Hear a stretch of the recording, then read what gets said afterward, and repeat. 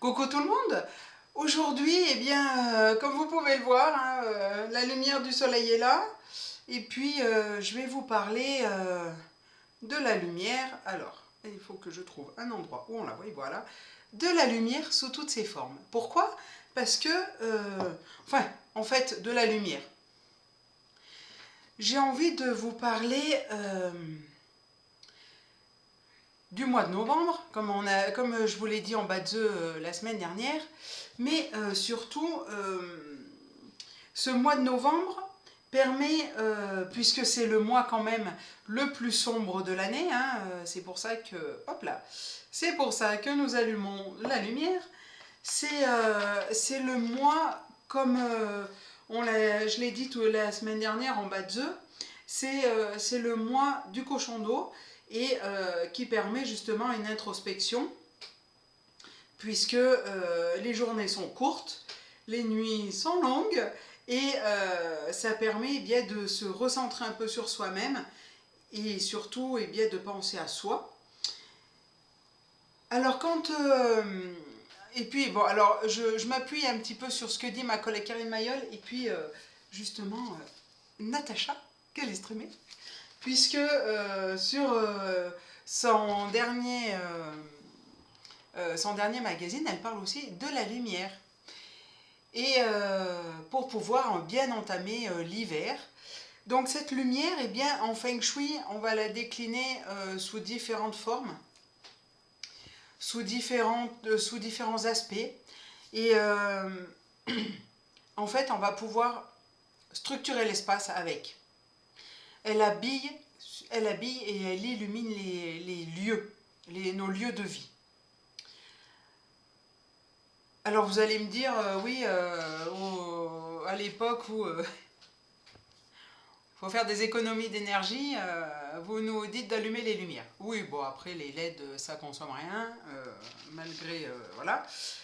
Donc on peut trouver beaucoup de solutions, comme là, vous voyez, une petite bougie. Alors les bougies, je tiens à noter les bougies. Quand vous avez trois énergies à quatre pattes qui circulent dans la maison comme les miens, alors vous évitez, hein, parce que ça peut vite tourner au désastre, n'est-ce pas? Alors là, c'est juste pour le bien de ma vidéo que je vous mets cette bougie. Donc elle permet, alors cette lumière en fait elle est indispensable à la vie puisque dans la nature toutes les espèces de la nature les utilisent, hein, que ce soit les animaux, les végétaux. Les végétaux, eh bien, sans lumière, pas de photosynthèse, sans photosynthèse, pas de végétaux. C'est simple. Et en Feng Shui, eh bien, on va pouvoir l'utiliser sous différentes couleurs parce qu'à l'heure actuelle, on a la possibilité d'avoir différentes couleurs. Alors, tout va dépendre de l'utilisation de la lumière et dans quelle pièce. Par exemple, dans une pièce de style yin, donc tout ce qui va être calme, les chambres par exemple, la chambre des enfants, eh bien on va utiliser des tons plutôt, plutôt froids qui amènent bah, justement à pouvoir s'endormir facilement. Et alors toutes les couleurs, style lumière blanche, bleue, voilà, celles que vous trouvez. Et puis dans les pièces yang, donc dynamiques, hein, style salon. Et puis aussi notre bureau, si on y passe, moi je passe le plus clair de mon temps dans mon bureau, et bien dans ce cas-là, on va utiliser des couleurs beaucoup plus stimulantes, comme tout ce qui est orange, rouge, jaune, voilà. Et on peut aussi amener ça par différents, alors bien sûr par différents luminaires, que ce soit en tissu, en verre, mais aussi par différentes formes, et puis naturelles, comme les lampes en sel de l'Himalaya, dont je vous avais déjà parlé dans une précédente vidéo, donc je vous invite à revoir la vidéo. Et puis, cette lumière, eh bien, en fait, elle va permettre la continuité, si vous voulez, entre la lumière naturelle qui rentre par les fenêtres qui inondent nos maisons toute la journée. Et ensuite, eh bien, pour prolonger un peu cette journée, ça va être les lumières dites artificielles qui vont avoir ce rôle. Tout ça pour ramener la gaieté, la joie de vivre et pour la prolonger aussi, hein, puisqu'on est très heureux quand le soleil est là. Bon, quand c'est la pluie, c'est un peu... Hein, la pluie, ça appelle aussi à l'introspection quand même, hein, voilà. Et puis,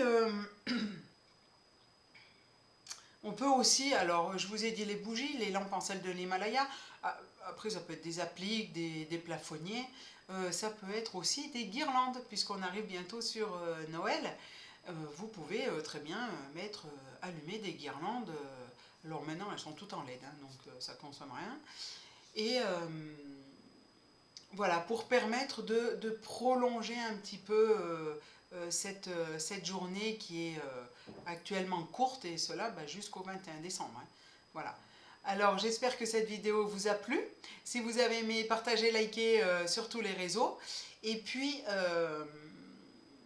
la semaine prochaine, on entamera 3 vidéos sur les fléaux annuels en Feng Shui. Voilà, ça sera moins long, ça sera moins rigolo, mais tout ça pour vous dire qu'il faut quand même les connaître et qu'on ne les utilise pas en fait dans les expertises, parce que sinon ça va trop stresser le client et ça va faire l'inverse de ce qu'on cherche. Voilà, voilà, donc je vous souhaite une très belle semaine. Si vous souhaitez un nettoyage énergétique, une communication animale ou une expertise Feng Shui, je vous laisse me contacter à marilenallegre@gmail.com ou au 07 88 85 91 70. À très bientôt!